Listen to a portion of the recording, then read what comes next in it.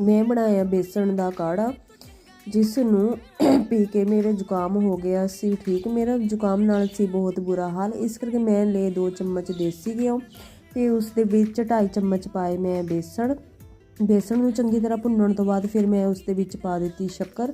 शक्कर नूं भी चंगी तरह भुन्न होण तो बाद फिर मैं उस दे विच पाए 2 कप दुੱਧ दे ते चंगी तरह उस नूं मतलब कि उबाली आण दित्ती। चंगी तरह उबाली आण तो बाद गाढ़ा गाढ़ा हो गया सी दुੱਧ ते कप्पां विच पा के गरम गरम ही मैं कर लिया सी सर्व ते मेरा कुछ जुकाम ठीक